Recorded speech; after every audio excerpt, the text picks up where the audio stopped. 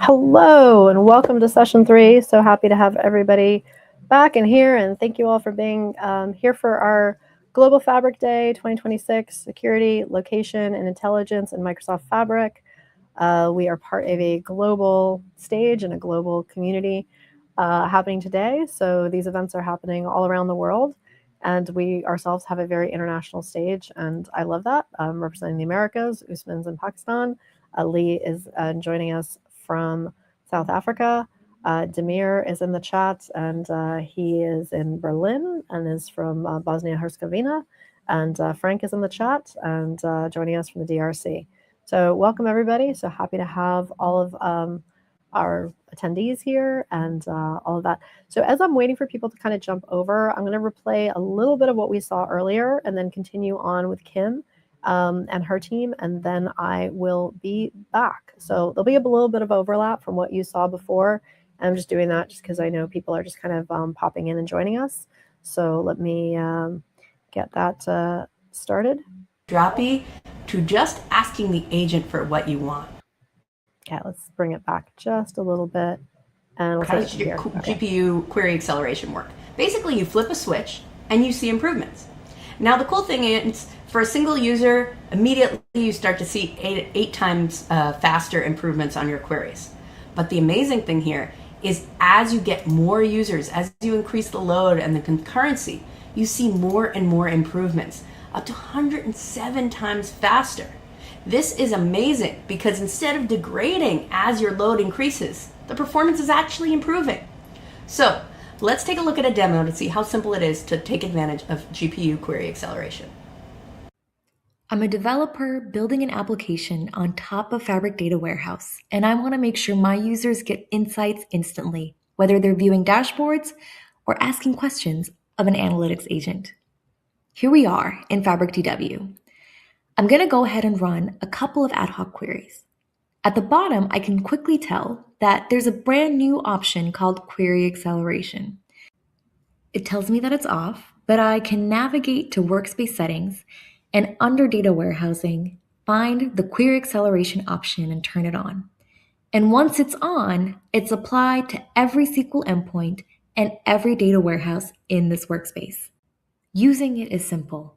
I just hit run and I can see that my query is being accelerated.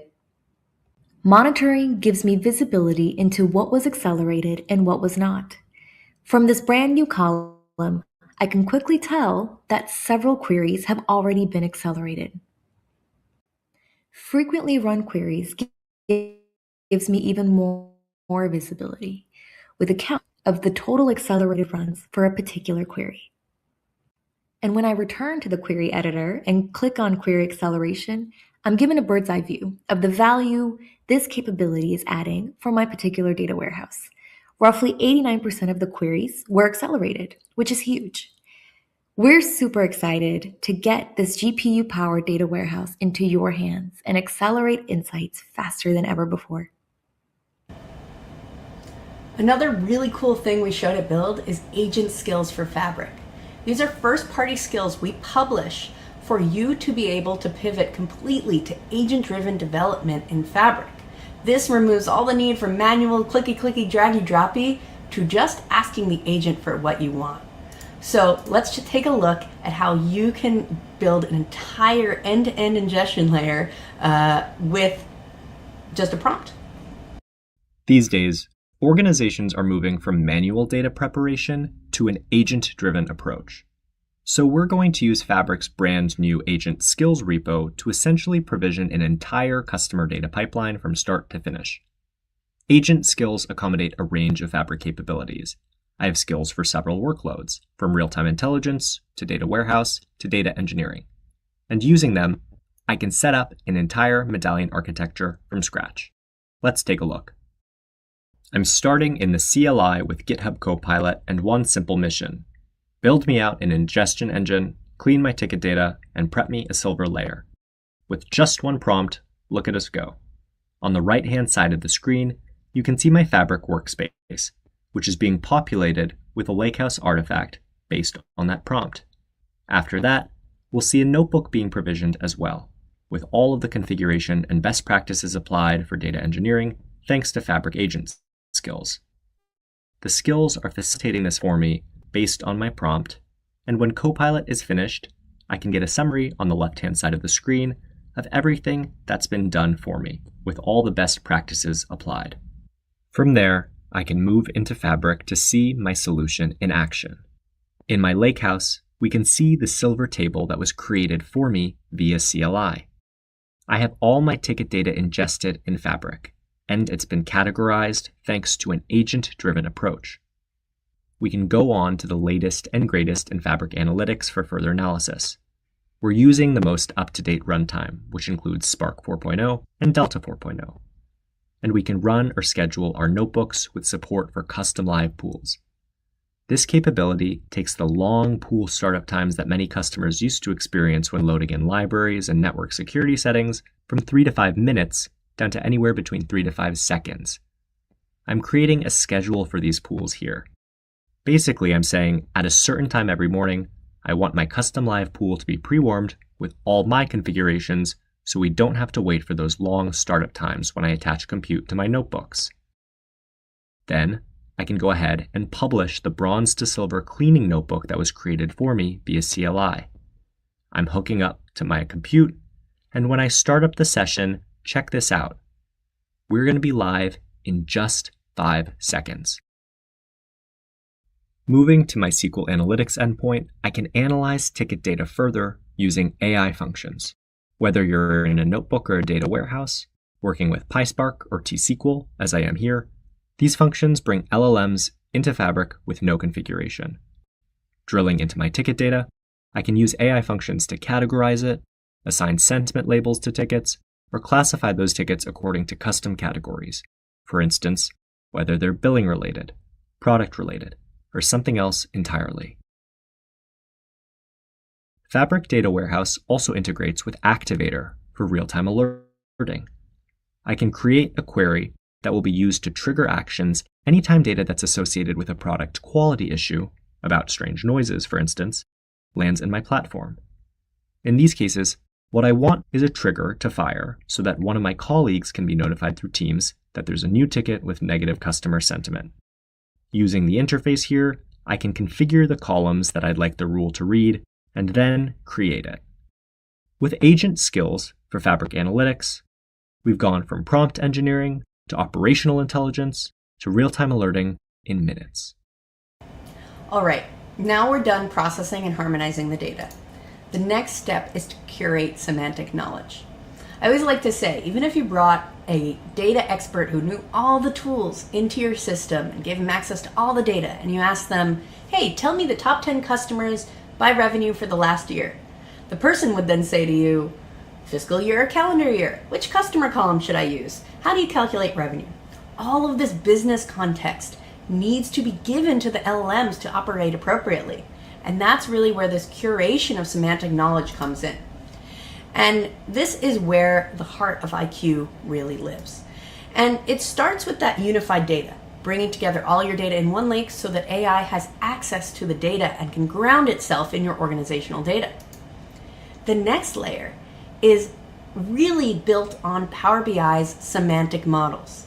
And the amazing thing is, we've got over 20 million semantic models out there active running. These semantic models were the ones that were used to build all those Power BI reports in your organization. But the amazing thing about those semantic models is they also contain amazing context. They contain the relationships between tables, the descriptions and titles, the calculations, the measures, calculated columns, all of this context, which is needed for AI to operate on the correct semantics.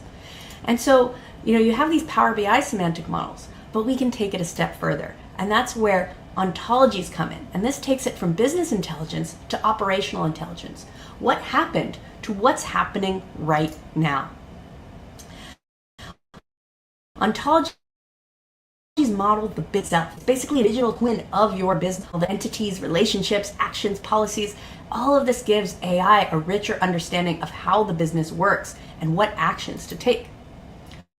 So let's use a real life example. A retail company, let's say, who has a store and maybe a bunch of warehouses and shipping processes. And there are a ton of entities across these, right? Market segments, the stores, the inventory, the shipments, the suppliers, and all of these have relationships, right? They depend on one another, they relate to one another. And then if you dig into any one of these entities, they all have a set of properties, some of which are, standard, some of which are IoT devices, some of which are flowing all the time in real time. And they all have actions you might take depending on the state of those properties. And so really, the ontology allows you to model all of this stuff along with the business objectives. And it's a great example here to think about, okay, your objectives are to make sure you manage risk and maintain compliance, that you're profitable, and that your customer satisfaction is high. But the fact that you can't be out of compliance, that is illegal and that comes first, that needs to be something that the LLM knows about. You need to put that in the system. So that's really where ontologies come in. And so OneLake really captures what happened, and our real-time capabilities and ontology, they capture what's happening right now in real time. But the question we get a lot is, where should you track what should happen? What are we aiming for? What are our goals? And that's really where planning in Fabric comes in, which is now generally available. This is the future-looking layer. It adds budgets, forecasts, scenarios, targets, all to the underlying data foundation in OneLake. So now you can reason not only over your current state, but also your intended future state. So let's take a look at a demo and see planning in Fabric in action. Planning in Fabric makes it easy for teams to build out forecasts, budgets, and more directly from your workspace. I can create a new revenue plan with the same ease as any other artifact, and then instantly start working from data that lives in OneLake. If I want to build out a 2026 plan, I'll start with my 2025 data, which lives in a semantic model in the OneLake catalog. I can pull it in and look at those numbers, which break down in the canvas both by product category, on the left, and by quarterly revenue, up top. In this scenario, I'm a sales lead at a beverage company, and I'm trying to build out 2026 numbers based on those 2025 numbers. So I can make copies, hide the 2025 displaying around in this interface with what I hope for the year ahead. This view makes it easy to have confidence in estimates that we apply to categories. If we assign a growth rate to one category, we know it's going to trickle down through the underlying brands, it's going to get distributed proportionally across different quarters, and it's going to roll up to the overall plan figure at the top left. This way, everything stays in sync. It's interactive, the numbers are connected, and we have confidence as we start gaming out hypotheticals about what the year will look like. When we're happy with certain numbers, we can lock them in place. Then, changes that we make to the overall get distributed only to open categories, not to categories that we've locked already. We can always tag in team members for review and continue working with the rest of our colleagues. When you build out a financial plan, it's sensible to have different scenarios in your back pocket. A best case, a worst case, and so forth. This interface also makes that process simple. I can toggle between a best case scenario and the base case that we've previously defined. Sliders in the interface make it simple to play with numbers and capture changes with respect to the base case. Just a few clicks and it's all locked and captured. I can always switch from this tabular view into a tree-based view that makes everything even more explicit and visually friendly. How the numbers break down from top to bottom, but also how they add up from bottom to top. I get a lot of customization and collaboration with this experience, the same way I do with other Fabric capabilities. So in the interface, I can add my own columns to the plan. I can customize rules and security preferences that govern things like who can comment, who can add data, who can build in scenarios, and on and on. And there's also a handy auditing view built in, so I know who has touched what and when. This is crucial when you're dealing with sensitive financials and you need to make sure nothing strange is going on. When I'm done with my plan, I have write-back capabilities built in, so I can connect to a Fabric SQL database. We started with the semantic model, and we're ending with the SQL table. This is all integrated with OneLake. There's no gap between the planning software and the data. It lives in one place, and we now have a table corresponding to the plan we've just built. In Fabric, this plan can also be worked into our ontology. That way, the model of the business operations takes into account not just analytics data from the past and streaming signals from the present, but also a sense of where we're going. Planning in Fabric captures that future-looking angle for every employee and every agent. Okay, we're at the last step, empowering AI agents. I'm super excited about the announcements from Build on this one. This one might be my favorite feature that we announced lately, and it's called Apps in Fabric. This is the next step for agentic application building. Here you can host production-grade apps on governed data from Fabric with completely managed backend services, not just analytics artifacts. So rather than me telling you all about it, let's just get right into the demo. The Rayfin SDK makes it easy to build out enterprise-ready apps in Fabric in just a few minutes. Agentic development from the IDE, which you see here, is increasingly common, but there still tends to be a bottleneck, the backend. Setting up a database or wiring up auth is where vibe coding projects stall, and where Rayfin comes in. What you're seeing here is the result of a single command from the Rayfin CLI. I've picked a blank app template and given it a name, and now Rayfin is setting up the whole project for me. Behind the scenes, Fabric will provision the foundational resources, from a dedicated app artifact to a linked SQL database to a static hosting URL. The app will be live in seconds, with my entire backend set up and scaffolded. Then I can turn to GitHub Copilot to build out the interface of my dreams. I'll describe what I want in natural language, a delivery app with certain custom parameters, and Copilot will generate the data schema, the UI components, the pages, and the flows, all for me, wired up in code I can inspect and edit. The result is a fully functional app in Fabric, which I'm seeing here. Drivers can log deliveries with photos, and customers can review orders on tablets and sign to confirm receipt. The whole exchange is captured end to end. And because Fabric provides the backend, there's no separation between the app I just built and the enterprise platform where operational data lands. In my governed workspace, I can see that app artifact alongside its linked Fabric SQL database. Here's the data from that transaction starting to flow straight in. And in the OneLake catalog, my new app sits right alongside every other governed asset across the business.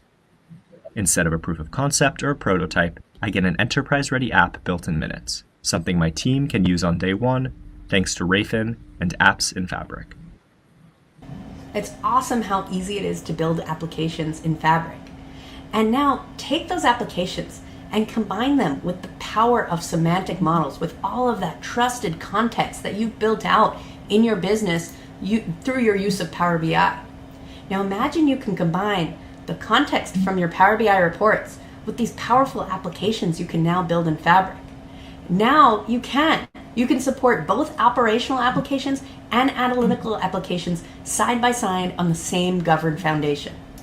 This is going to unlock a whole new way of building BI applications. Let's take a look. Thanks to the Rayfin SDK, my team just built a delivery app that lands real operational data in a Fabric SQL database. That we drop and every customer. To run this, including a semantic model I want to put to work. In addition to Power BI reports, I can now build custom data apps using the same Rayfin SDK that sped up my delivery app development. I'm getting started with a new app item directly in Fabric. I'll give my data app a name, and then I can choose a specific template for analysis and visualization. The app shell lays out all the next steps, including a setup prompt I can hand straight to GitHub Copilot. In VS Code, Copilot uses the Rayfin SDK to scaffold my project, wiring up auth and connecting to the assets in our governed Fabric workspace. The agent can also reach for a Power BI skill that lets it generate interactive visuals directly against my semantic models, without rebuilding the foundation my analytics team maintains. With that scaffolding ready, I can get more specific.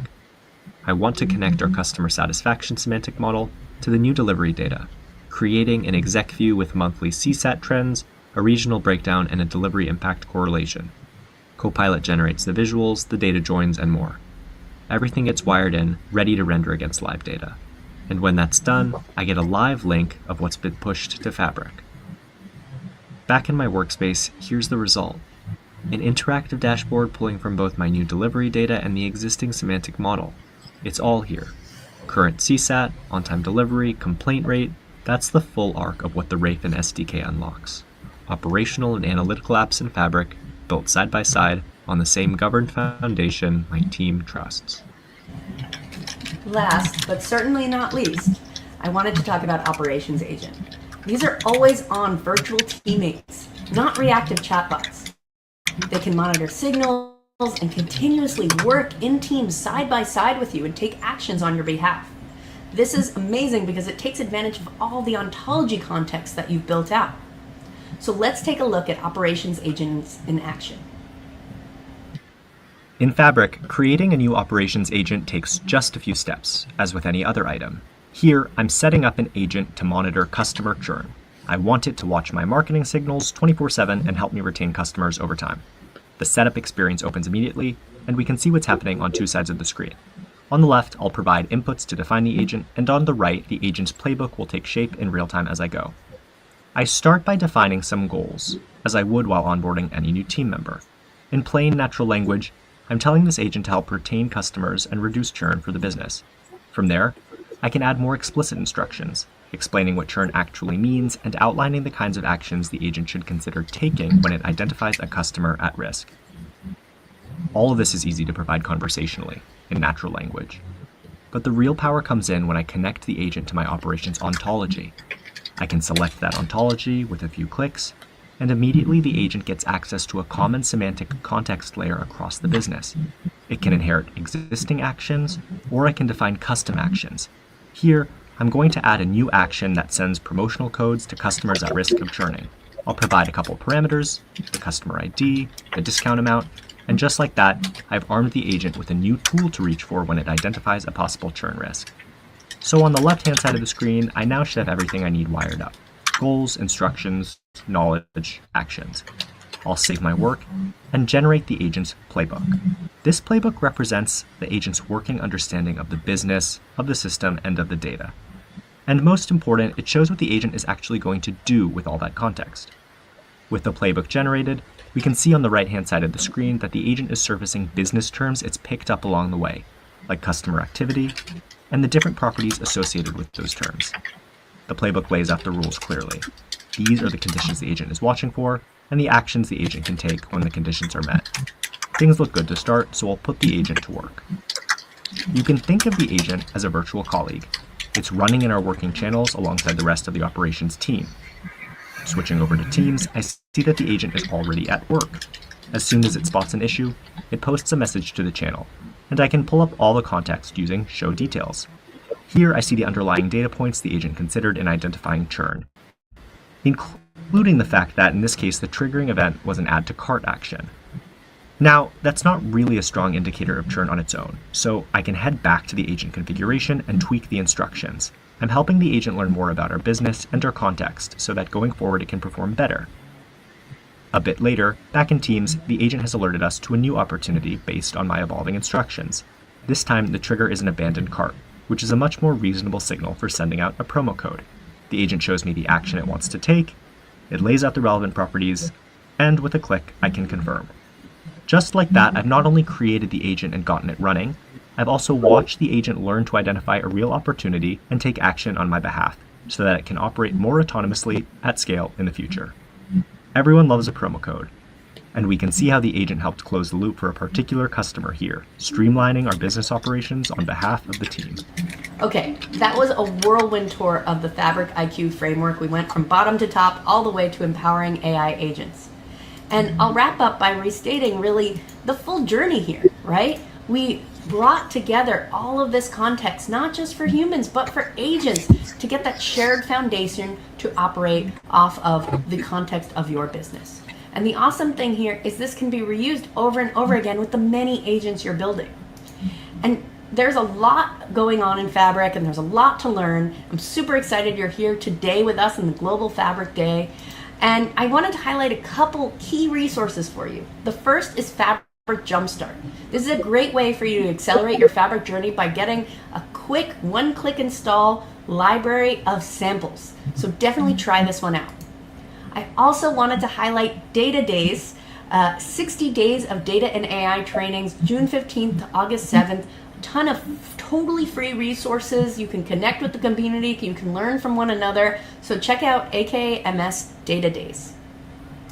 Also, get your Fabric or SQL certifications for free. just for being an attendee of Global Fabric Day and Data Days. Here are all the instructions to go get your free certification.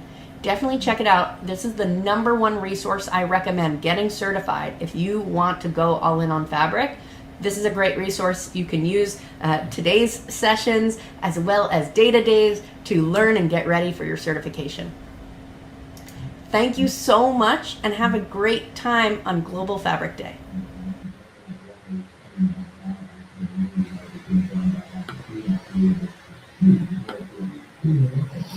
Okay, we're back. So we got the opportunity to see Kim and her team. And there we are, we're back. Okay, so let us run through our content for session 3. I think she led us in really well. And let's just check in the chat, see how, okay. Okay, perfect. Yeah, if there's any questions, let us know. We obviously so happy to have everybody here and just celebrating Global Fabric Day. Again, it's such a international event.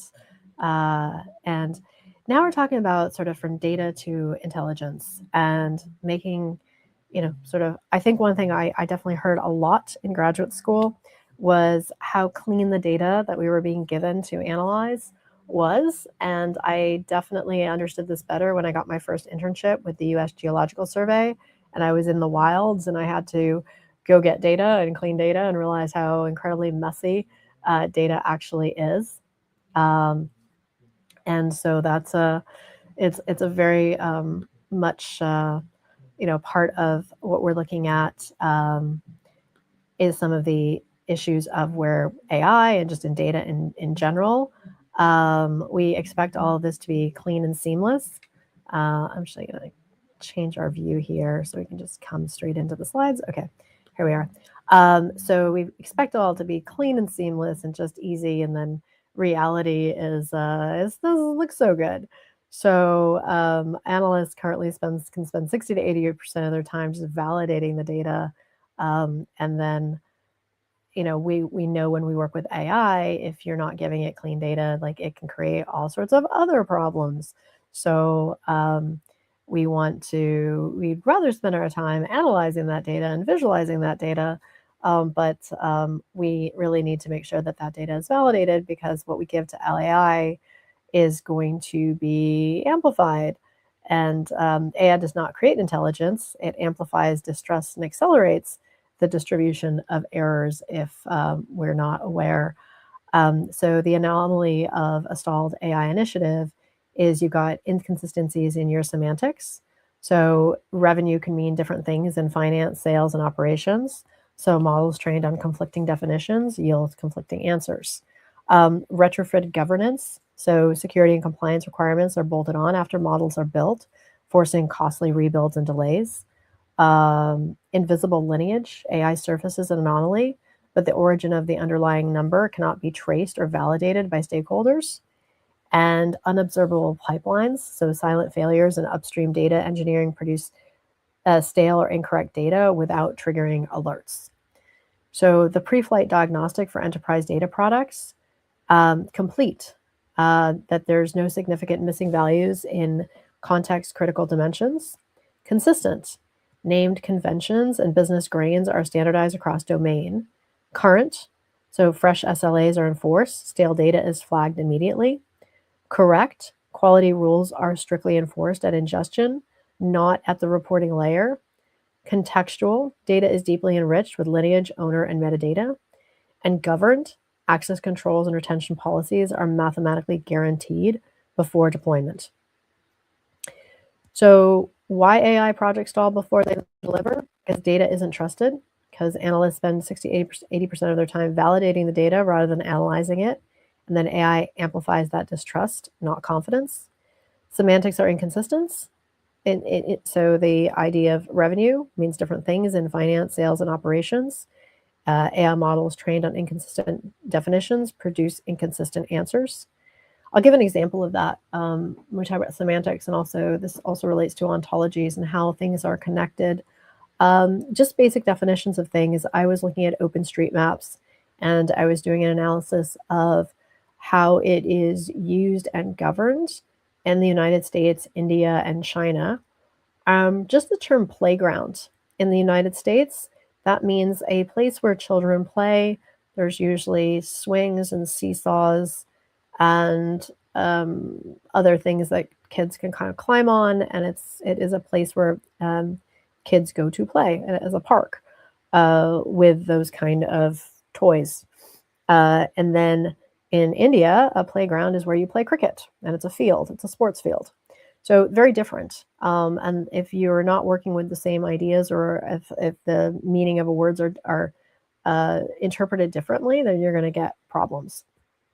So lineage is invisible, so no one can trace the number where the number came from. And so when AI surfaces an anomaly, no one can validate it. Governance is an afterthought, so security and compliance requirements are retrofitted after models are built, forcing costly rework, and pipelines aren't observable. So silent failures in data pipelines, producing stale and wrong data with no alerting. So AI readiness, what your data needs to look like: complete, current, contextual, consistent, correct, and governed. And so engineering trust through 5 architectural patterns. So 1, ingest with lineage tracking. 2, quality gate at the silver transition. 3, semantic models as the ultimate truth. 4, apply sensitivity labels before serving. 5, monitor outputs for drift and anomalies. And so this is where you get your blueprint for working AI inside of Fabric. So pattern 1, automate the lineage from the first data touch. So you've got your raw data source, you're ingesting it, transforming it, validating it, enriching it, and storing it in the Fabric Data Factory pipeline, and then you get your downstream AI insight. So the mechanism is Microsoft Purview integration with Fabric Data Factory, and the outcome, you're going to get end-to-end observability. When the AI agent generates an answer, the exact origin of the data points can be mathematically traced, audited, verified by human operators. I feel like I'm missing a pattern too. Oh well, sorry. Patterns 4 and 5, secure the interface and monitor the outputs. Label before you serve, apply sensitivity labels and classifications before data is exposed to Copilot or Fabric IQ. Security travels with the data. And then monitor output drift. Set up pipeline alerts and anomaly detections on AI outputs, not just inputs. Statistical drift in AI outputs is a critical governance signal. Architectural contrast, working AI versus stalled AI.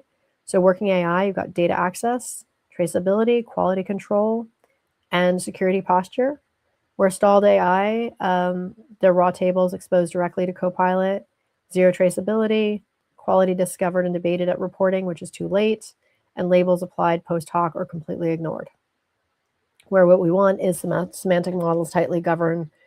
It governs data access. We want lineage actively tracked from source to final output. We want quality enforced strictly at ingestion. I want sensitivity labels applied natively before AI interaction. So make sure those semantic models governs data access, lineage tracked, data quality enforced, sensitivity labels applied, output monitoring and drift detection, and avoid raw tables, no traceability, quality validated at reporting, which is too late, labels applied ad hoc or not at all, and AI outputs reviewed manually and infrequently. So trusted AI patterns inside of Microsoft Fabric, ingest with lineage, quality gate at silver, semantic models as truth, label before you serve, and monitor the outputs. And then Microsoft Fabric is an enterprise intelligence operating system. So you're going to have business action layer, decisions made, automated, and tracked, AI and decision layer, Fabric IQ, Copilot, custom ML as trusted outputs, semantic and governance layer, semantic models, purview, lineage, and core trust layer, storage and processing layer, OneLake, Spark, SQL, real-time intelligence, and ingestion and integration layer, so pipelines, event streams, and partner connections. So with decision intelligence, we're connecting data to decisions. So your raw data to your governed lakehouse, to your semantic model, your AI IQ layer, your decision output, and your business action. But where most organizations stop is in entity resolution. They match and connect records across systems without a master data management platform. So you can use Fabric semantic model as the connector. Semantic consistency, define revenue, customer, incident, and other critical items once. Fabric enforces them across all workloads. And explainability by design, build lineage and data quality metadata into every AI output so stakeholders can audit the answer and not just consume it. And so with Fabric as the enterprise intelligence layer, it's not a data warehouse, not just a BI tool, it's a whole intelligence operating system. And that is, you've got a business action layer, an AI and decision layer, semantic and governance layer, storage and processing layer, and ingestion and integration layer. So all of that is in Fabric that makes it such a valuable tool, and why so many of us love it and are so many enterprises are using it now, because it is such a useful, and there's just, like I said, so many different parts to it, as we talk about how the sort of this decision intelligence connects data outputs to business actions. So your activation curve, so the insight traps where, again, most organizations stop, and we want to go from raw data to governed lakehouse to semantic model to AI IQ layer, and then have this insight. So where they stop is the insight without automated action. So it just becomes an expensive observation, or true decision intelligence requires operationalizing the output, embedding trusted AI insights directly into business workflows. And there you get business action and decision output that's actually useful to everybody in the decision pipeline. So the intelligence layer mandate, AI projects stall due to structural data debt, not algorithmic limitations. The 6 C's of AI readiness are mandatory, pre-flight checklist, not a suggestion. Trusted AI requires a single governed semantic model serving both BI and Copilot. Stop at insights and you fail, push through to automated decision intelligence. So our takeaways are that AI projects stall because of data problems, not AI problems. So trust, semantics, lineage, and governance come first. The 6 C's of AI readiness: complete, consistent, current, correct, contextual, governed, are all your pre-flight checklist. Trusted AI requires a governed semantic model, one definition of truth that both Power BI and Copilot consume. Decision intelligence means connecting data outputs to business actions, not just surfacing insights and stopping. And Fabric provides the tooling for all of this, but the organization must configure and enforce it. And that brings us to the end of this session. Let's see if we have some questions, or just checking in with all of you. I'm going to thank Usman, who has been such a wonderful mod, who has joined us from Pakistan, and it is super late night for you. So, and I know it is super late night for many of you who are joining around the world. So with that, we're going to say thank you and good night, and we'll let you kind of pick up as you will, if you want, our future sessions, which are all available on replay, and all of the post-event resources that we'll have. And just encourage everybody to use all of the links. And again, I'll be following up with post-event resources, and you can access replays for anything that you've missed. And I know we do cover a lot of ground, and it's quite a long event, but I just like to kind of do this just because there is a lot of ground to cover. And I just want to sort of break down the silos. And so we can integrate the data and security and location and Fabric IQ and ontologies and all of it, and data agents into our conversations. So I don't have the slides specifically available for you, Corinne, but what I will say is that what I do is do post-event resources. So if there are particular slides that you were looking for, you can always kind of come back and screenshot them through the replays, but a lot of the stuff will be available to you in our post resources. So that's why I always encourage everybody to sign up for the Luma, because that's kind of how I can communicate with all of you there. And also wanted to shout out to Lee for being such an amazing lead mod. We love having you, and you've just been so dedicated from session to session. not just for today's event, but in many of the other events that we've done as well. So just super grateful to you as well, and thank you for all that you do, and to everybody who's here. It is a really it's fun, and I love it. And I'm, like I said, I just always feel like I want to teach in the public square. It's kind of where I like to be, especially having sort of just done so much time in grad school. And I think I'm also learning how these things integrate for myself, because even my own education was very siloed. And I felt like I did an entire degree in GIS and data science and geospatial intelligence, and that covers a lot of fields. But as we pushed into national security, and then I started getting involved in more organizations, I was like, wait, cybersecurity, why don't they talk about that in our studies? And I ended up getting a third master's specifically focused on cybersecurity and law and governance, risk, and compliance, and privacy, because I did not feel that that was appropriately covered in my GIS degree. And I just felt like there's room at the table for us to blend these disciplines and be more, and really a lot of it is just incorporating the language, so that the language is not foreign to you when we talk about coordinate systems, or when we talk about zero trust or least privilege or role-based access and IAM, identity access management. And all of these things just become terms that become just very common to you, and sort of when you hear them, you know what they are, and you know how to apply them.